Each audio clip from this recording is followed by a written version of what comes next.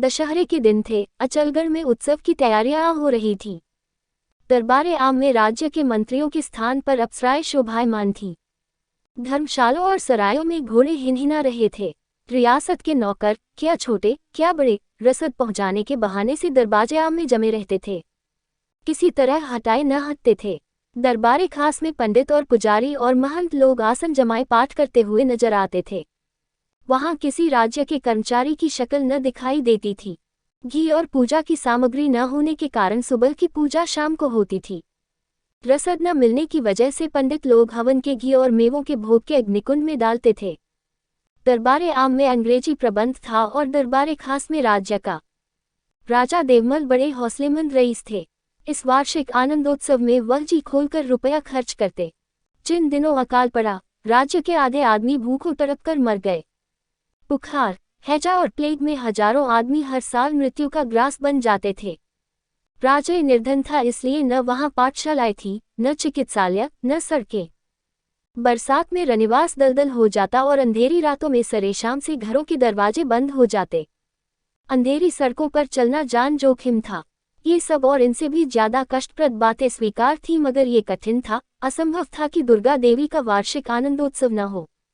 इससे राज्य की शान बट्टा लगने का भय था। राज्य मिट जाए, महलों की ईंटें बिक जाए, मगर यह उत्सव जरूर हो।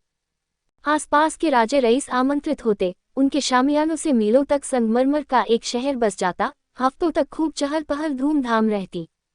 इसी की बदौलत अचलगढ़ का नाम अटलगढ़ हो गया था। दो मगर कुंवर इंदरमल को राजा साहब की इन मस्ताना कार्रवाइयों में बिल्कुल आस्था न थी। वह प्रकृति से एक बहुत गंभीर और सीधा सादा नवयुवक था। यूं गजब का दिलेर, मौत के सामने भी ताल ठोंककर उतर पड़े, मगर उसकी बहादुरी खून की प्यास से पाक थी। उसके वार बिना पर की चिड़ियों या बेजबान जानवरों पर नहीं होते थे। उसकी तलवार कमजोरों पर नहीं उठती थी। गरीबों की हिमायत, अनाथों की सिफारिशें, निर्धनों की सहायता और भाग्य के मारे हुओं के घाव की मरहम पट्टी, इन कामों से उसकी आत्मा को सुख मिलता था। 2 साल हुए वह इंदौर कॉलेज से ऊंची शिक्षा पाकर लौटा था और तब से उसका ये जोश असाधारण रूप में बढ़ा हुआ था, इतना कि वह साधारण समझदारी की सीमाओं को लौट गया था। 24 साल का लंबा तरंगा हैकल जवान, धन ऐश्वर्य के बीच पला हुआ, जिसे चिंताओं की कभी हवा तक न लगी, अगर रुलाया तो हंसी ने। वह ऐसा नेक हो, उसके मर्दाना चेहरे पर चितल को पीलापन और झुर्रियां नजर आए, ये एक असाधारण बात थी। उत्सव का शुभ दिन पास आ पहुंचा था। सिर्फ 4 दिन बाकी थे। उत्सव का प्रबंध पूरा हो चुका था। सिर्फ अगर कसर थी तो कहीं कहीं दोबारा नजर डाल लेने की। तीसरे पहर का वक्त था। राजा साहब रनिवास में बैठे हुए कुछ चुनी हुई अप्सराओं का गाना सुन रहे थे। उनकी सुरीली तानों से जो खुशी हो रही थी, उससे कहीं ज्यादा खुशी यह सोचकर हो रही थी कि ये तराने पॉलिटिकल एजेंट को भड़का देंगे। वो आंखें बंद करके सुनेगा और खुशी के मारे उछल उछल पड़ेगा। इस विचार से जो प्रसन्नता होती थी वह तानसेन की तानों में भी नहीं हो सकती थी। उसकी जबान से अनजाने ही वाह वाह निकल पड़ेगी। अजब नहीं कि उठकर मुझसे हाथ मिलाए और मेरे चुनाव की तारीफ करे। इतने में कुंवर इंदरमल बहुत सादा कपड़े पहने सेवा में उपस्थित हुए और सर झुकाकर अभिवादन किया। राजा साहब की आंखें शर्म से झुक गई, मगर कुंवर साहब का इस समय आना अच्छा नहीं लगा। गाने वालियों को वहां से उठ जाने का इशारा किया। कुंवर इंदरमल बोले, महाराज, क्या मेरी विनती पर बिल्कुल ध्यान न दिया जाएगा? राजा साहब की गद्दी के उत्तराधिकारी राजकुमार की इज्जत करते थे और मोहब्बत तो कुदरती बात थी, तो भी उन्हें ये बेमौका हाथ पसंद न आता था। वह इतने संकीर्ण बुद्धि न थे कि कुंवर साहब की नेक सलाहों की कद्र न करें। इससे निश्चय ही राज्य पर बोझ बढ़ता जाता था और रियाया पर बहुत जुल्म करना पड़ता था। मैं अंधा नहीं हूं कि ऐसी मोटी मोटी बातें न समझ सकूं, मगर अच्छी बातें भी मौका महल देखकर की जाती हैं। आखिरकार नाम और यश, इज्जत और आबरू भी कोई चीज है। रियासत में संगमरमर की सड़कें बनवा दूं, गली गली मदरसे खोल दूं, घर घर कुएं खोदवाए दूं, दवाओं की नहरें जारी कर दूं, मगर दशहरे की धूमधाम से रियासत की जो इज्जत और नाम है वह इन बातों से कभी हासिल नहीं हो सकता। ये हो सकता है कि धीरे धीरे ये खर्च घटा दूं, मगर एक बारगी ऐसा करना न तो उचित है और न संभव। जवाब दिया, आखिर तुम क्या चाहते हो? क्या दशहरा बिल्कुल बंद कर दूं? इंदरमल ने राजा साहब के तेवर बदले हुए देखे तो आदरपूर्वक बोले, मैंने कभी दशहरे के उत्सव के खिलाफ मुंह से एक शब्द नहीं निकाला। ये हमारा जातीय पर्व है, ये विजय का शुभ दिन है। आज के दिन खुशियां मनाना हमारा जाति कर्तव्य है। मुझे सिर्फ इन अप्सराओं से आपत्ति है। नाच गाने से इस दिन की गंभीरता और महत्ता डूब जाती है। राजा साहब ने व्यंग्य के स्वर में कहा, तुम्हारा मतलब है कि रो रो कर जश्न मनाएं, मातम करें। इंदरमल ने तीखे होकर कहा, ये न्याय के सिद्धांतों के खिलाफ बात है कि हम तो उत्सव मनाएं और हजारों आदमी उसकी बदौलत मातम करें। 20,000 मजदूर एक महीने से मुफ्त में काम कर रहे हैं। क्या उनके घरों में खुशियां मनाई जा रही हैं? जो पसीना बहाएं वह रोटियों को तरसे और जिन्होंने हरामकारी को अपना पेशा बना लिया है वह हमारी महफिलों की शोभा बने। मैं अपनी आंखों से यह अन्याय और अत्याचार नहीं देख सकता। मैं इस पाप कर्म में योग नहीं दे सकता। इससे तो यही अच्छा है कि मुंह छिपाकर कहीं निकल जाऊं। ऐसे राज में रहना मैं अपने उसूलों के खिलाफ और शर्मनाम समझता हूं। इंदरमल ने तैश में ये धृष्टतापूर्ण बातें की, मगर पिता के प्रेम को जगाने की कोशिश ने राजहट के सोए हुए काले देव को जगा दिया। राजा साहब गुस्से से भरी हुई आंखों से देखकर बोले, हाँ, मैं भी यही ठीक समझता हूँ। तुम अपने उसूलों के पक्के हो तो मैं भी अपनी धुन का पूरा हूँ। इंदरमल ने मुस्कराकर राजा साहब को सलाम किया। उसका मुस्कराना घाव पर नमक हो गया।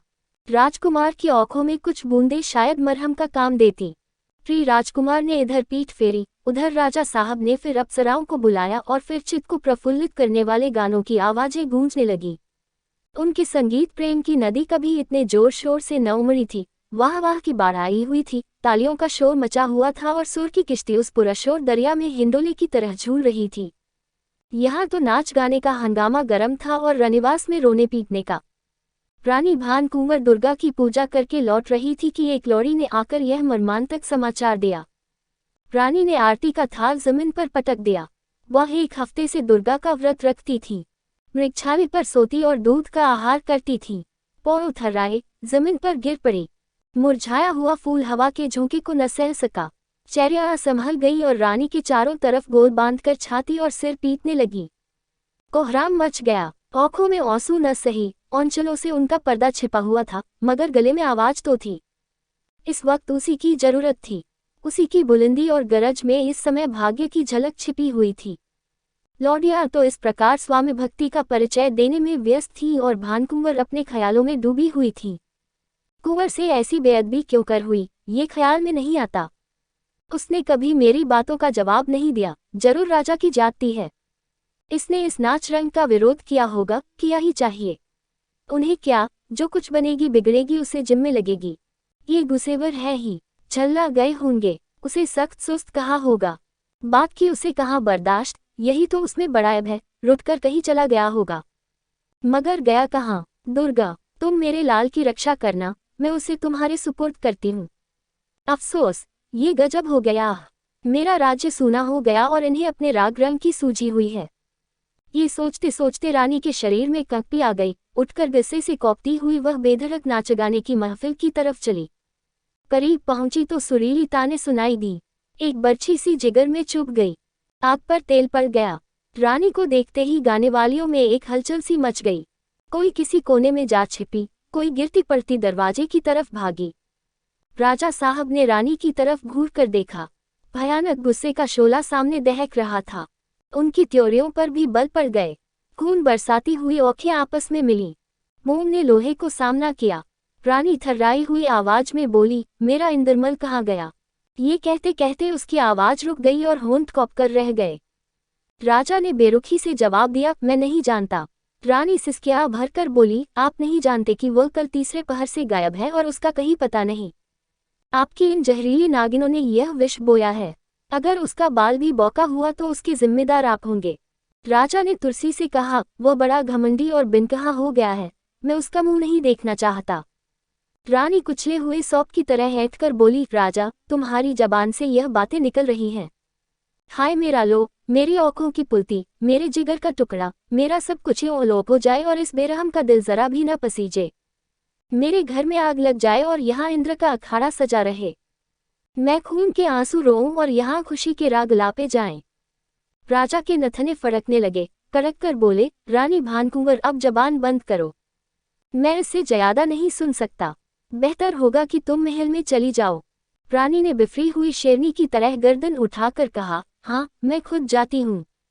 मैं हुजूर के ऐश में विघ्न नहीं डालना चाहती, मगर आपको इसका भुगतान करना पड़ेगा। अचलगढ़ में या तो भान कुंवर रहेगी या आपकी जहरीली विषैली परियां। राजा पर इस धमकी को कोई असर न हुआ। गेंडे की ढाल पर कच्चे लोहे का असर क्या हो सकता है। जी में आया कि साफ साफ कह दे, भान कुंवर चाहे रहे या न रहे ये परियां जरूर रहेंगी, लेकिन आपने को रोककर बोले तुमको अख्तियार है, जो ठीक समझो वह करो। रानी कुछ कदम चलकर फिर लौटी और बोली, त्रिया हट रहेगी या राजहट। राजा ने निष्कम स्वर में उत्तर दिया, इस वक्त तो राजहट ही रहेगी। फोर रानी भानकुंवर के चले जाने के बाद राजा देवमल फिर अपने कमरे में आ बैठे, मगर चिंतित और मन बिल्कुल बुझा हुआ, मुर्दे के समान। रानी की सख्त बातों से दिल के सबसे नाजुक हिस्सों में टीस और जलन हो रही थी। पहले तो वह अपने ऊपर झुंझलाए कि मैंने उसकी बातों को क्यों इतने धीरज से सुना, मगर जब गुस्से की आग धीमी हुई और दिमाग का संतुलन फिर असली हालत पर आया तो उन घटनाओं पर अपने मन में विचार करने लगे। न्यायप्रिय स्वभाव के लोगों के लिए क्रोध एक चेतावनी होती है, जिससे उन्हें अपने कथन और आचार की अच्छाई और बुराई को जांचने और आगे के लिए सावधान हो जाने का मौका मिलता है। इस कड़वी दवा से अक्सर अनुभव को शक्ति, संकट को व्यापकता और चिंतन को सजगता प्राप्त होती है। राजा सोचने लगे, बेशक रियासत के अंदरूनी हालात के लिहाज से ये सब नाच रंग बेमौका है। बेशक वह रियाया के साथ अपना फर्ज नहीं अदा कर रहे थे। वह इन खर्चों और इस नैतिक धब्बे को मिटाने के लिए तैयार थे, मगर इस तरह की नुक्ताचीनी करने वाली औखें उसमें कुछ और मतलब न निकाल सके।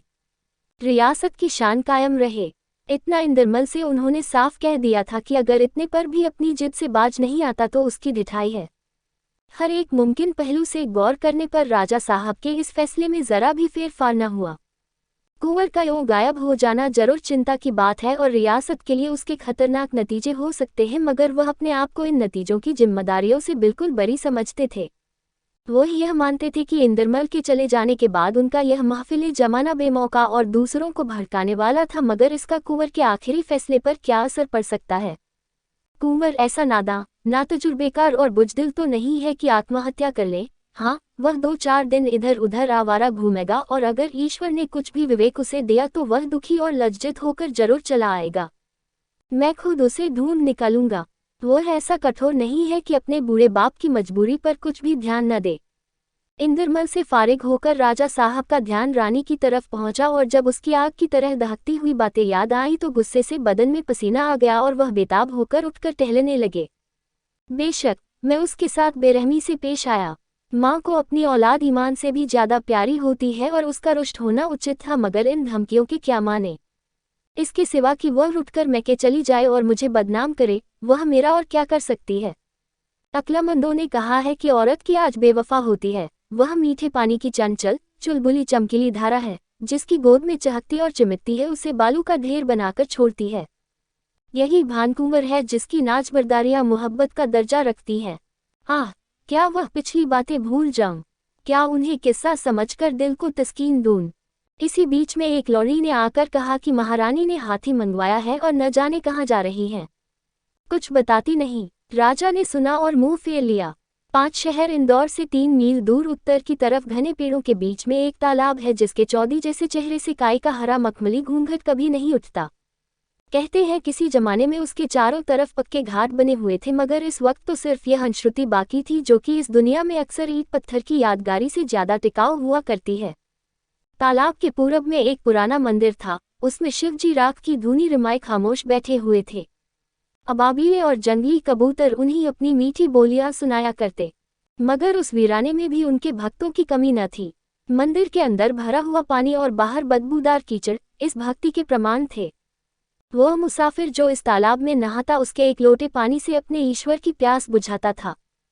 शिवजी खाते कुछ न थे मगर पानी बहुत पीते थे। उनकी न बुझने वाली प्यास कभी न बुझती थी। तीसरे पहर का वक्त था, क्वार की धूप तेज थी। कुंवर इंदरमल अपने हवा की चाल वाले घोड़े पर सवार इंदौर की तरफ से आए और एक पेड़ की छाया में ठहर गए।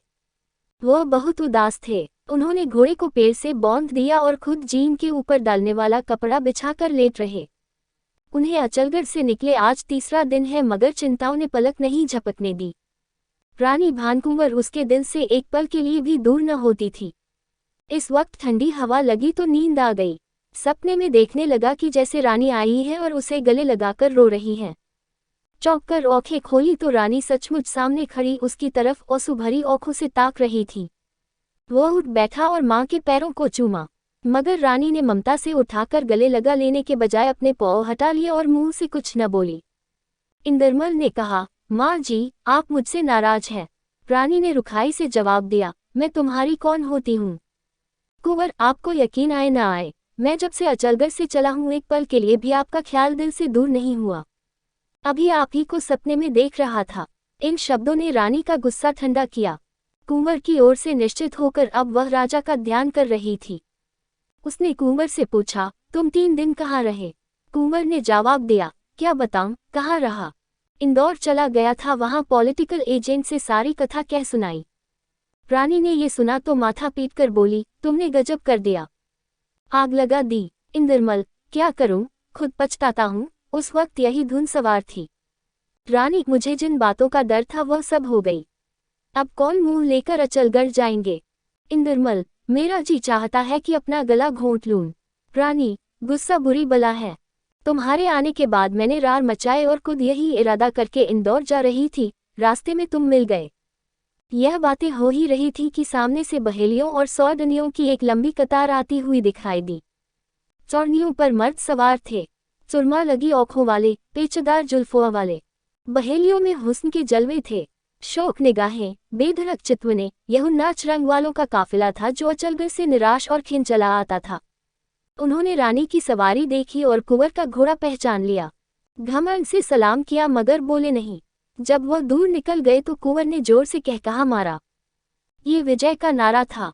रानी ने पूछा, ये क्या कायापलट हो गई? ये सब अचलगढ़ से लौटे आते हैं और एन दशहरे के दिन। इंदरमल बड़े गर्व से बोले, ये पॉलिटिकल एजेंट के इनकारी तार के करिश्मे हैं। मेरी चाल बिल्कुल ठीक पड़ी। रानी का संदेह दूर हो गया। जरूर यही बात है, यह इनकारी तार की करामात है। वह बड़ी देर तक बेसुध सी जमीन की तरफ ताकती रही और उसके दिल में बार बार यह सवाल पैदा होता था, क्या इसी का नाम राजहट है? आखिरी इंदरमल ने खामोशी तोड़ी, क्या आज चलने का इरादा है कि कल? रानी, कल शाम तक हमको अचलगढ़ पहुंचना है। महाराज घबराते होंगे। जमाना सितंबर 1912।